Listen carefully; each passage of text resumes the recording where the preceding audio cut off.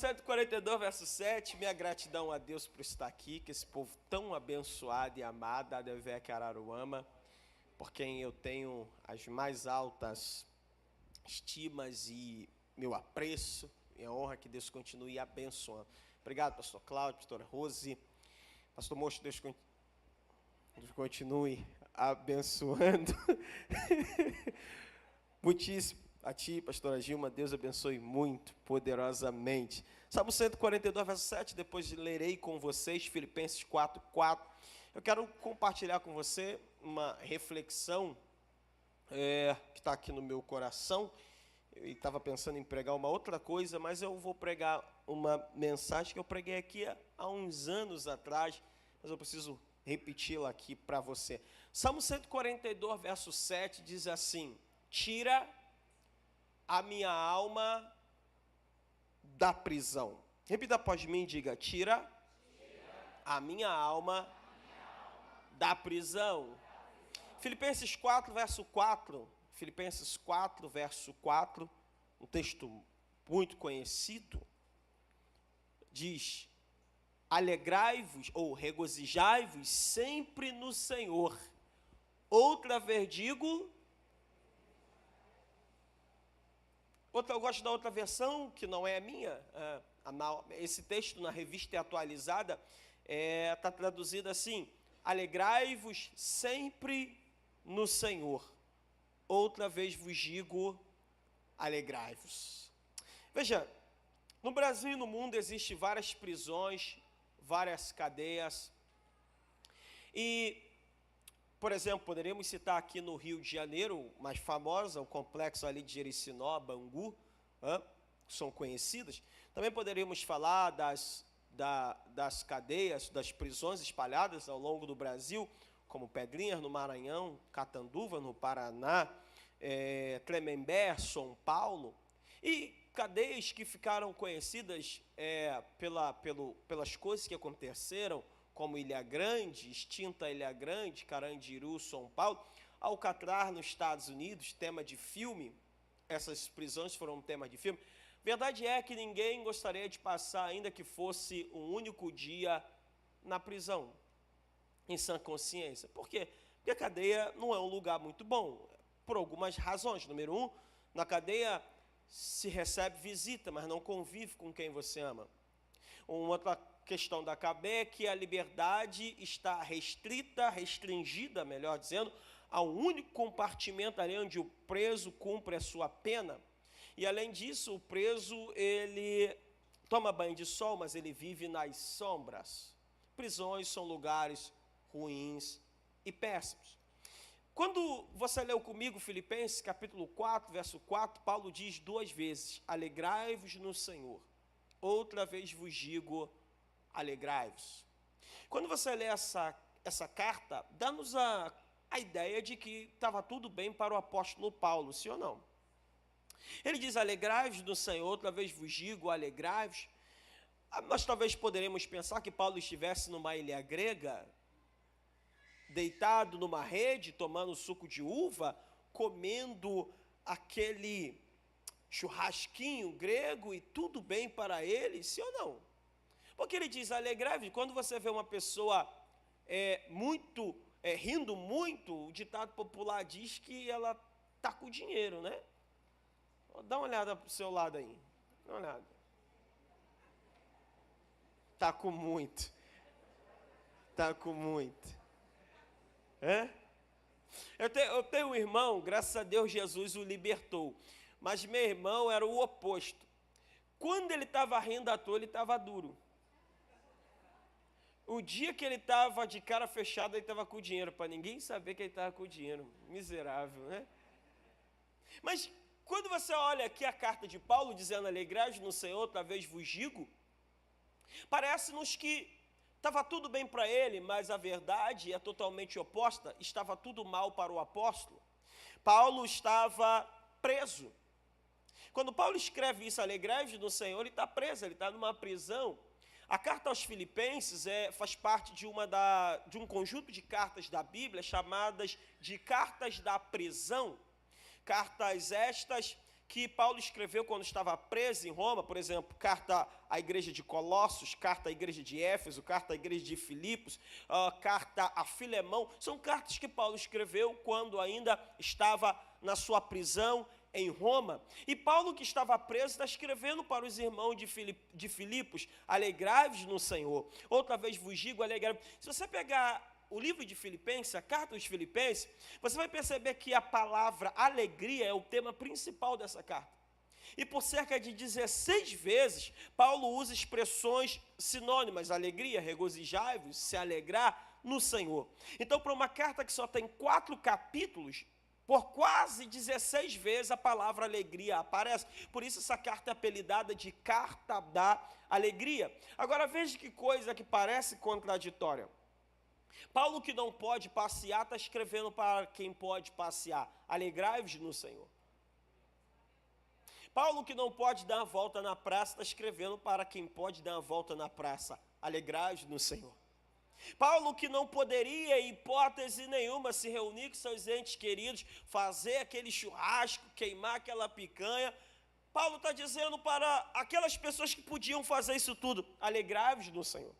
Então, isso aqui me permite chegar à conclusão que, embora as cadeias de concreto e aço sejam lugares terríveis, horríveis, piores do que as cadeias de concreto e aço são aquelas prisões que podem aprisionar a alma, a mente, o espírito do ser humano. Pior do que as cadeias feitas de concreto e aço são aquelas que podem aprisionar pessoas livres. Pessoas que estão sentadas, pessoas que estão caminhando, mas na verdade elas estão aprisionadas. Pessoas que agora podem estar me ouvindo, aparentemente estão livres, mas que podem estar de alguma forma aprisionada por alguma prisão espiritual. Escute uma coisa: o salmista do Salmo 42 está solto. É Davi, mas ele se comporta como se estivesse preso. Ele diz: tira a minha alma da prisão. Mas Paulo está preso, mas o comportamento dele é de alguém que está solto. Ele diz: alegrai-vos no Senhor. Outra vez vos digo, alegrai. O meu desejo é que nada possa impedir você de viver em liberdade. O meu desejo, a minha oração é que você possa viver totalmente a liberdade de Deus para a tua vida, para a tua casa, para a tua família. Alguém crê nisso aqui? O meu desejo é que esse ano de 2026 você possa viver, e eu também, totalmente aquilo que Jesus disse: e conhecereis a verdade, e a verdade vos libertará. Se, pois, o Filho vos libertar, verdadeiramente sereis livres. Alguém pode dar um aplauso a Jesus pela liberdade que Ele providenciou na cruz? Aleluia! Diga assim comigo: eu não serei escravo, nem prisioneiro de qualquer coisa que tente roubar a liberdade que eu ganhei em Jesus Cristo. Aleluia! Aleluia! Então vamos aqui à pergunta célebre. Eu pretendo ser muito breve, que eu quero conversar com o pastor Cláudio para ver onde ele comprou essa calça para eu comprar uma igual. O que é que pode aprisionar? O que aprisiona? O que é que pode te aprisionar? O que é que pode me aprisionar? O que é que pode me tornar um encarcerado espiritualmente, emocionalmente, sentimentalmente, e vários aspectos dessa palavra? Número 1, o pecado. Se tem uma coisa que pode aprisionar qualquer pessoa, se chama pecado. 1 João capítulo 3, verso 4, a Bíblia diz: todo aquele que comete pecado transgride a lei, porque o pecado é a transgressão da lei. Olha que texto: todo aquele que comete pecado transgride a lei, porque o pecado é a transgressão da lei. A Bíblia diz que quando alguém comete um pecado, ela transgride a lei. Usando uma analogia para nós entendermos, se você transgride a lei penal terrena, você vai cumprir uma pena. Sim ou não? Então, da mesma forma, quando eu transgrido a lei espiritual, isso me faz ficar preso. O pecado sempre vai aprisionar. ele vai nos levar mais longe do que nós a princípio queríamos ir. Pode nos prender por mais tempo do que achávamos que ele iria nos prender. E exigir um preço mais alto do que estávamos dispostos a pagar. Esse é o resultado do pecado. Jesus falou que todo aquele que comete pecado é escravo do pecado. Mas ele disse, pois o Filho vos libertar, verdadeiramente sereis livres. Jesus disse, pois o Filho vos libertar, verdadeiramente sereis livres. O pecado aprisiona, mas graças a Deus, irmão, que pelo sangue de Cristo na cruz do Calvário, o homem pode viver uma vida diferente. Uma pessoa pode viver uma vida extraordinária. Alguém pode ser liberto de vício, alguém pode ser liberto da prática do pecado. E deixa eu abrir um parênteses aqui. Às vezes nós pensamos que o pecado está apenas ligado a vícios comuns. Não, o pecado vai muito além disso. Às vezes alguém diz assim, mas eu não fumo, não bebo. Como se o pecado fosse só fumar, beber. O pecado vai muito além disso. A natureza do pecado, às vezes o pecado se manifesta da forma mais sutil possível. Mais sutil possível. E é por isso que às vezes a pessoa tem dificuldade de reconhecer que precisa de um Salvador. E o pecado, ele vai dar lugar a um segundo agente que pode aprisionar o ser humano. Quem é, pastor? Satanás. Satanás pode aprisionar o ser humano? Lógico que pode. Eu quero ler contigo um texto.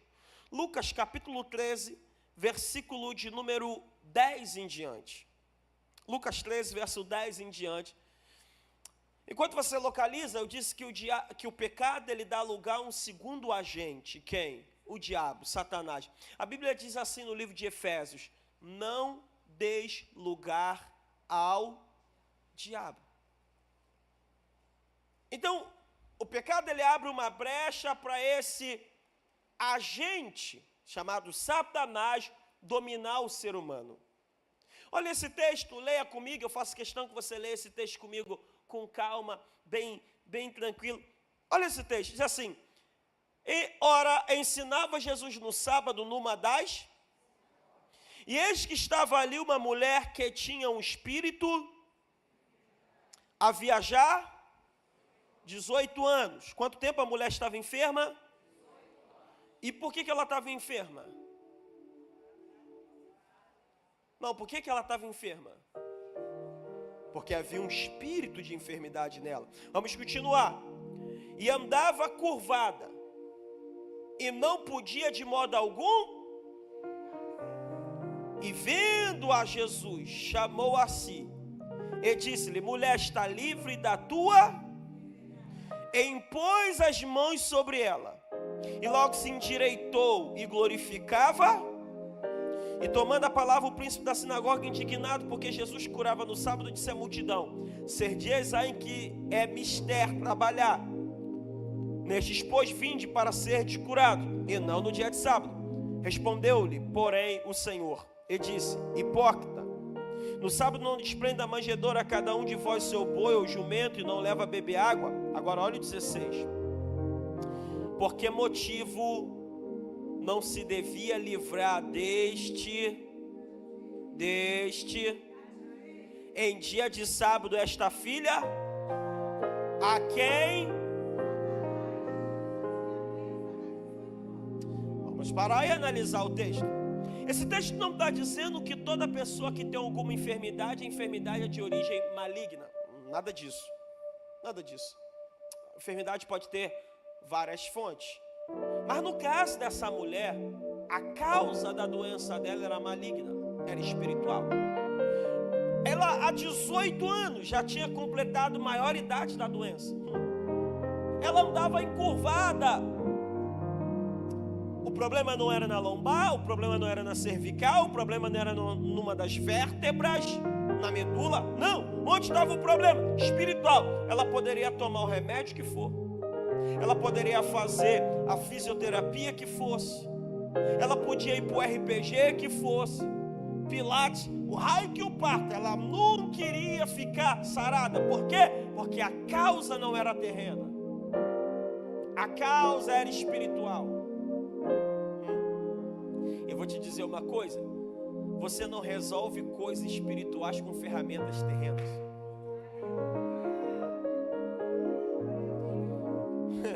Você não resolve coisas espirituais com questões terrenas. Só que Jesus está no lugar, e Jesus vê aquela mulher, e Jesus entende que a causa da doença daquela mulher não era terrena, era espiritual. E Jesus vai descrever perfeitamente o que essa mulher está vendo. Jesus diz assim: essa mulher livrar desse cativeiro, Jesus está dizendo, ela está num cativeiro. Vocês não conseguem ver, mas ela está presa, e ela está presa há 18 anos. E quando Jesus libera a palavra sobre aquela mulher, vai acontecer algo interessante. Ela se endireitou. Porque quando Jesus liberta, as coisas começam a se endireitar. Quando Jesus libera a palavra, as coisas começam a se endireitar. Eu preciso liberar uma palavra para alguém que está aqui. Tem algo lá que não é de Deus e está impedindo as coisas de ficarem corretas. Mas Jesus está liberando uma palavra e as coisas lá vão começar a se endireitarem. Vão começar a se endireitar. Jesus disse em Isaías 61: porque o Espírito do Senhor está sobre mim, porque me ungiu para pregar boas novas aos mansos, pôr em liberdade aos cativos, abertura de prisão aos presos. Ora, Jesus disse abertura de prisão aos presos. Quando foi que Jesus foi numa cadeia? Nunca.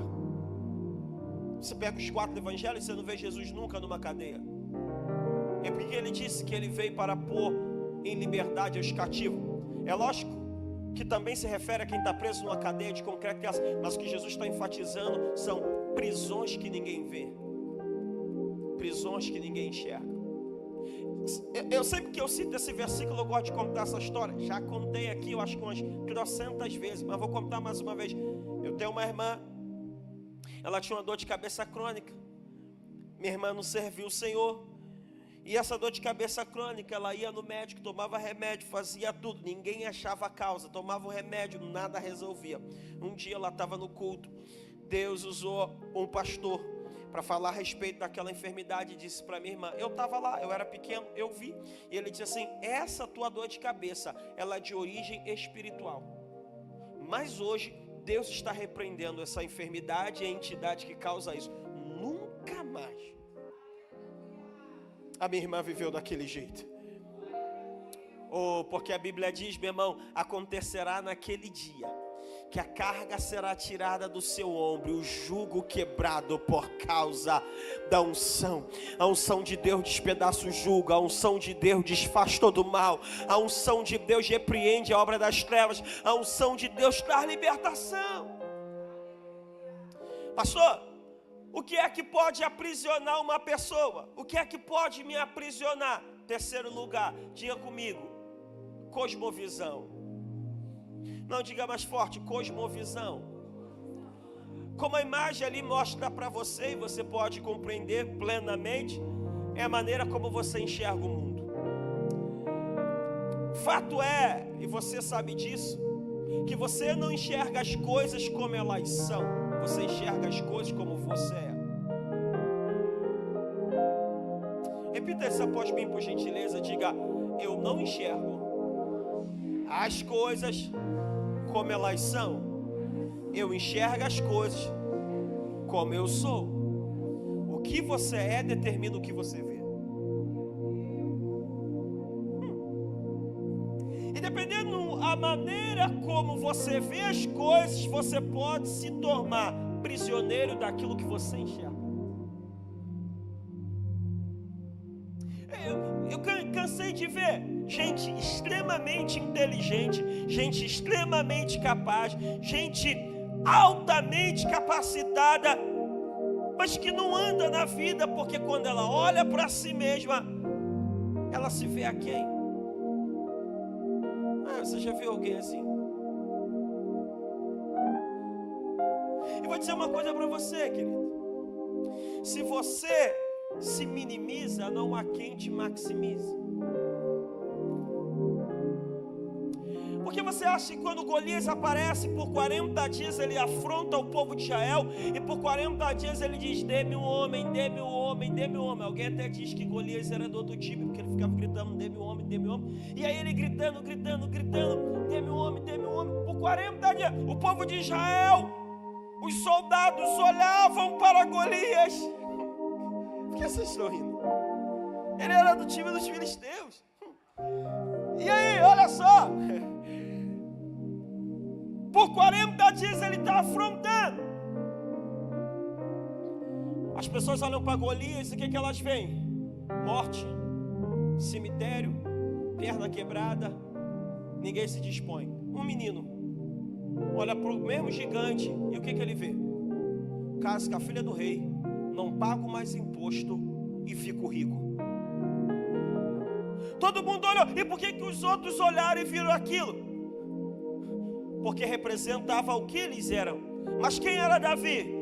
Um homem cheio do Espírito Santo, um homem cheio da presença, um homem cheio de Deus. E quando ele vê Golias, ele não vê Golias como Golias é, ele vê Golias a partir de quem ele era. E quem ele era determinou uma visão de vitória, uma visão de triunfo. O meu desejo, meu irmão, é que Deus amplie teu olhar e você possa enxergar a partir do alto tudo aquilo que Deus tem para a tua vida. Como eu preciso que Deus amplie meus olhos. Você lembra do servo de Eliseu? Ele está vendo o arraial dos Círios, ele está com medo. E ele está com medo. Aí Eliseu vai fazer uma oração, vai declarar uma palavra e fazer uma oração. Eliseu diz assim: mais são os que estão conosco do que os que estão com eles. Porque ele está cercado pelo inimigo. Mas Eliseu diz para ele: mais são que estão conosco do que eu estou com ele. Eliseu faz uma oração, e a oração de Eliseu era: Deus, peço-te, abra os olhos desse moço. E quando ele ora para que Deus abrisse os olhos do auxiliar dele, ele vê carros e cavalos de fogo ao redor de ele. Oh, aleluia! Oh, que você possa ter uma visão a partir do alto, uma visão a partir do que Deus tem para você, uma visão a partir da promessa, uma visão a partir dos sonhos de Deus para a tua vida. Quarto lugar, o que pode te aprisionar, o que pode me prender?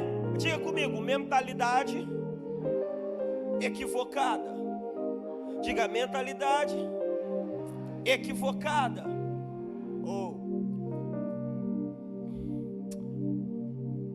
Você sabe que o que controla esse aparelho aqui? Não é para acender. O que controla esse aparelho aqui? Engraçado, pastor Cláudio. O senhor tem uma maçã mordida. O meu tem uma goiaba com bicho. Por quê? Venturando um pouco, né, irmão?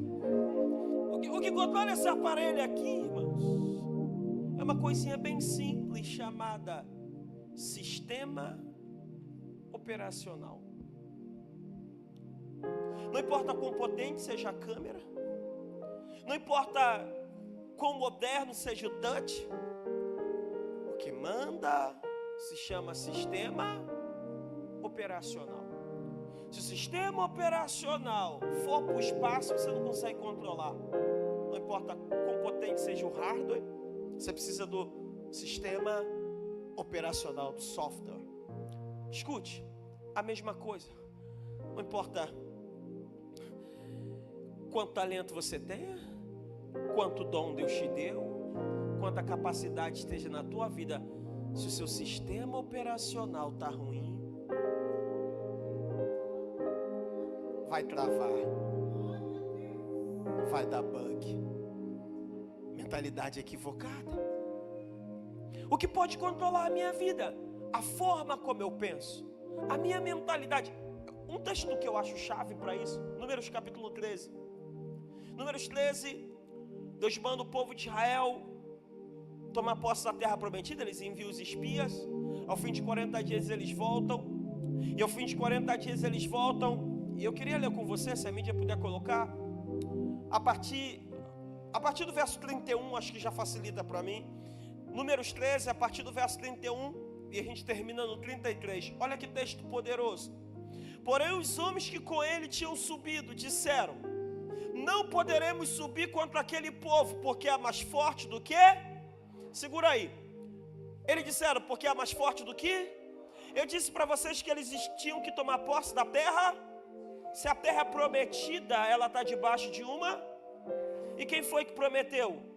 Então eles não tinham que nada que perguntar que o povo era mais, dizer que o povo era mais forte que eles, que o povo era maior do que eles. O que eles tinham que pensar é: quem foi que fez a promessa? Quem foi que deu a promessa? Quem foi que falou que eu iria conquistar? Quem foi que falou que eu iria subir? Quem foi que falou que ia dar certo? Ei, meu irmão, uma mentalidade equivocada faz você pensar no tamanho do problema, ao invés de você pensar no tamanho da promessa. Faz você pensar no tamanho da crise, ao invés de pensar no tamanho do teu provedor.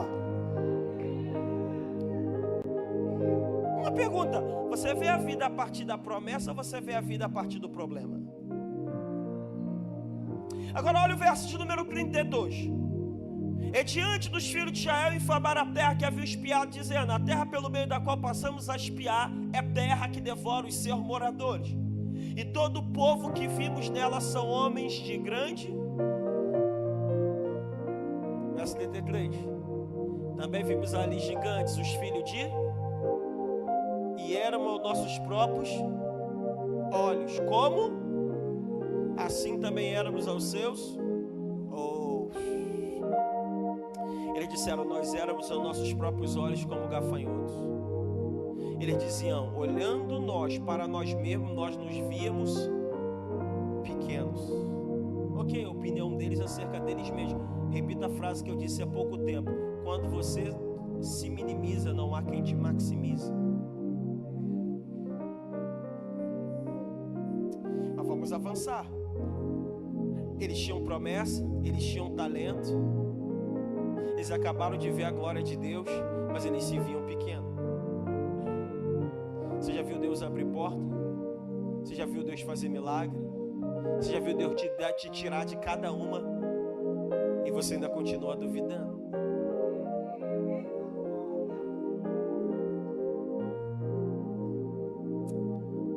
Agora olha o que eles dizem, o caminho para começar a terminar. Assim também éramos aos seus... Eles estão dizendo: nós éramos aos nossos olhos como gafanhotos, assim também éramos aos seus olhos. Uau! Eles estão dizendo: os gigantes olhando para nós também nos viam pequeno. Mas a verdade é, como é que eles sabiam a opinião dos gigantes se eles não podiam conversar com os gigantes? Se eles eram espias. De onde eles tiraram a ideia de que os gigantes disseram que eles eram pequenos, se eles não podiam conversar com os gigantes, uma vez que eles eram espias? Moral da história? É provável que, como eles se viam pequenos, eles achavam também que os outros os viam pequenos. Porque você sempre tende a espelhar nos outros a maneira como você enxerga você mesmo. Por isso que a Bíblia diz em 2 Coríntios capítulo 10, verso 4, Paulo diz: porque as armas da nossa milícia não são carnais, mas poderosas em Deus para a destruição das fortalezas. Olha que texto: porque as armas da nossa milícia não são carnais, mas poderosas em Deus para a destruição das fortalezas. O que são fortalezas? Verdades, em outras versões está sofismas, verdades não conclusivas, que o inimigo cria onde? Na mente. E se ele controla a tua mente, ele controla as tuas emoções. Se controla as tuas emoções, controla as tuas atitudes.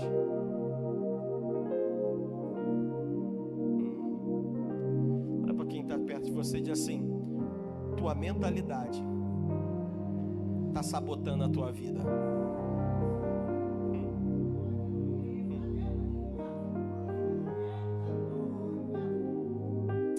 Diga para essa pessoa assim: uma maneira de pensar errada é como um vírus que infecta um computador, corrompe o sistema operacional. É por isso que Deus... você combate um pensamento errado, uma ideia errada? Com uma ideia certa e melhor. Por que você acha que Jesus se chama a palavra? Verbo. Porque a palavra é a expressão do pensamento. Jesus é a expressão do pensamento de Deus. Eu preciso encher minha mente de Cristo. Eu preciso deixar Cristo dominar tudo. Jesus é a palavra, a fonte da criação. Quando eu me encho de Cristo, essas coisas não me dominam. Deixa eu caminhar para terminar. Pastor, o que é que pode me aprisionar? Diga comigo, feridas emocionais. Diga mais forte, feridas emocionais. Provérbio 18, verso 19. Provérbio 18, verso 19. Se eu não me esqueci, diz assim: o irmão ofendido, é esse mesmo. O irmão ofendido é mais difícil de conquistar do que uma cidade forte. Nessa versão tá: o irmão ofendido resiste mais que uma fortaleza. Suas contendas são ferrolho de um. O que esse texto está nos ensinando? Esse texto está me ensinando a ter cuidado com meus relacionamentos, não ofender as pessoas, porque vai ser muito mais difícil ganhá-las de volta. Sim ou não? Mas isso também tem uma outra verdade que está aqui implícita. O que é? Esse texto está me ensinando que no nosso mecanismo de defesa, como nós não queremos mais se ofender ou ser ofendido, ser magoado, ferido, nós tendemos a nos fechar e trancar. Até aqui, ok. O problema é quando nós nos trancamos tanto, esquecemos a chave do lado de fora. E você se torna prisioneiro de você mesmo, porque você não quer mais se ferir. E você se fecha tanto que você não consegue mais viver uma vida tranquila e normal. Guarda uma coisa no teu coração. Você já viu uma tartaruga? Eu gosto de usar esse exemplo, uma tartaruga. A tartaruga, quando ela se sente ofendida ou ameaçada, o que ela faz? O que ela faz? Ela se encolhe no casco. Enquanto ela está encolhida no casco, ela está protegida, sim ou não? Mas ela consegue andar? Esse é o nosso problema. Nós se preocupamos tanto em se defender, que também esquecemos de andar. E às vezes nós se perguntamos: Deus, por que minha vida travou? Por que minha vida parou? Porque eu fiquei tanto tempo tentando e não ser machucado, que eu esqueci de andar, que eu esqueci de avançar, esqueci de fazer novas conexões, esqueci de fazer novos amigos. Deixa eu dizer algo para você, meu irmão. É verdade que o ser humano que te faz mal, mas Deus também usa o ser humano para te fazer bem. É verdade que o diabo usa as pessoas para te ferir, te magoar, fazer mal a você, mas Deus também usa pessoas para te enobrecer, para te fazer crescer, para te fazer prosperar. Não permita que as tuas feridas emocionais impeçam você de crescer, impeçam você de avançar, impeçam você de prosperar e de viver o melhor de Deus para a tua vida. Eu não posso permitir que minhas feridas me escravizem. E eu termino. O que é que pode aprisionar a mim e a você? Em último lugar, diga comigo, reações erradas. Uma reação errada. Ei, escute uma coisa. Pior do que o que os outros fazem com você é o que você mesmo faz com você. Eu demorei muito, mas consegui entender um pouco. O que é? Eu não tenho poder para controlar a ação do outro contra mim, mas eu tenho poder para controlar o que eu vou fazer a partir do que fizeram comigo. Você não pode viver em função do que o outro faz, mas você pode viver em função do que você faz. Então, pior do que o que o outro pode fazer com você é o que você mesmo se torna a partir do que fizeram com você. E a pergunta que não quer calar é: a partir do que fizeram contigo, você se tornou melhor ou pior? Não, me ajuda. Me ajuda. Faça uma alta análise. Olha para alguém com muito carinho Ele diz assim: depois daquele incidente, você melhorou ou piorou?